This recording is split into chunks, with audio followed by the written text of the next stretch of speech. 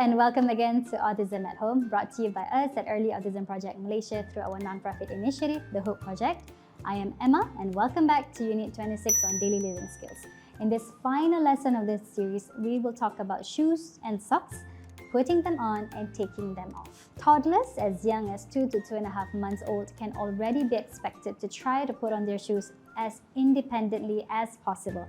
And this would be one of the skills that is crucial for children when they begin their journey in school, where there may be a number of times when they will need to remove their shoes for some activities such as changing clothes for a physical education class or attending a subject conducted in a carpeted classroom.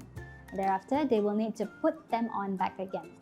So in order to help your child to achieve their age-appropriate independence in this area, we will definitely need to break it down for them. So let's first discuss the 3 key tips for teaching any daily living skill.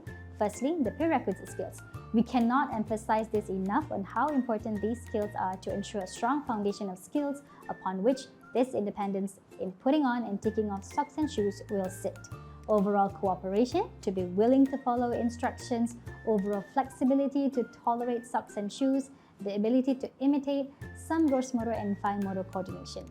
Then it is critical to identify the specific steps within the routines. For this lesson, we will have the breakdown for taking off and putting on.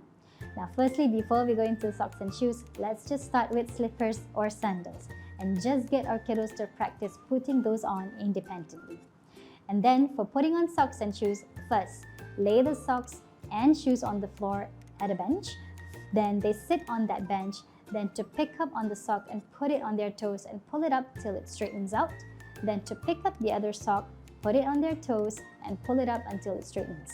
For putting on shoes, again, starting with easy shoes, for example, no laces, and we would color or tape the middle heel part so it's easy to recognize how to match the shoes and therefore which one is for the right and which one's for the left. Lift one foot, insert foot into shoe, pull the collar or the heel tab, or in other words, the back wall of the shoe until the entire foot fits in comfortably. This will require some strong fine motor strength depending on the type of shoe used. Repeat with the other foot. As for taking off shoes, typically, children would try to remove them from the tip of their toes. Instead, to make it easier for them, you could teach them to first remove the Velcro strap if necessary, depending on the type of shoes they wear. If not applicable, do follow these steps. Sit down on a chair or on the floor, whichever they prefer, then grab the heel of their shoe, pull it off from their foot. This same method would be applicable with taking off socks, so do give it a try. In terms of materials needed, you will need the usual social story, video model, visual schedule of the steps in the routine. The visual for the placement of shoes and the socks and shoes for the practices. Just a reminder to choose the simplest ones to put on. And of course, if you have a few options of each, you may also ask your child on their preference on which to wear. And of course, the rewards. Next is teaching the skill. For the purpose of this lesson, we will use the backward chaining method. Again, if your child is able to complete the targeted step independently and successfully 3 times in a row, you can fade back your prompts and move to the next target. We would also like to share some additional tips for you to consider before you begin practicing. For their socks practices, do consider those that are a size bigger. This will allow some room to fit their feet in so they won't be too tight for your child.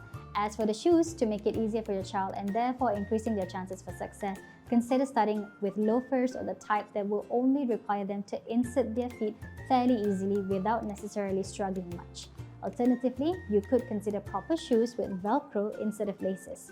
Stickers would be a great tool to help your child learn this skill. You could either use matching stickers for right socks to match their right shoes and left socks to match their left shoes, or you could consider splitting stickers into half with one half placed on the left shoes inside the archway and the other on the right side. The idea is for your child to bring them together. The skill of recognizing and discriminating between left and right would typically only be expected around the ages of 5 to 8. So if your child is not yet 5 years old, you may not have to push for this yet, but can definitely encourage independence first. However, upon demonstrating the skill correctly, you could model the words, yes, left foot in left shoe, and for the right side as well. Last but not least, to really build their independence and eventually fluency in these skills, it is most important that they get to practice them on their own with as little assistance from adults as possible, even if it takes a bit more time. As for the flow, it would be similar to the previous lessons. Start with reading the social story, then show the video model of expectations, then say, let's practice. You then go through the visual schedule with your child. After that, begin the practices. Don't forget the verbal feedback or praises and the reinforcements. Get ready for your turn. Check if your child has met all the prerequisites to learn to put on and take off their shoes and socks. Break down the skills and prepare all the necessary materials. Begin teaching. Well, we've come to the end of our series on daily living skills with lessons on washing hands, brushing teeth, gargling and spitting, taking a shower, washing hair, the undressing and dressing routines, as well as putting on socks and shoes. We hope these lessons have provided you with sufficient knowledge for you to begin teaching your child these skills. Do comment below if you've been able to follow along and it's been successful. Please do share with us your experience and also your feedback. We would love to hear from you. Also, drop in the comments if you have any other areas you would like to learn. Until the next series, do take care and we will see you very soon. All the content development, our clinical expertise and time is completely borne by EAP Malaysia, and the production of these videos so far are funded solely through donations and fundraising. Thank you very much for your support, and with the amount of interest we have received online, we have actually started providing online services and have worked over the years with clients in other states of Malaysia, Singapore, Indonesia, Philippines, China, Kuwait, New Zealand and Switzerland. Get in touch with us for more information by scanning this QR code.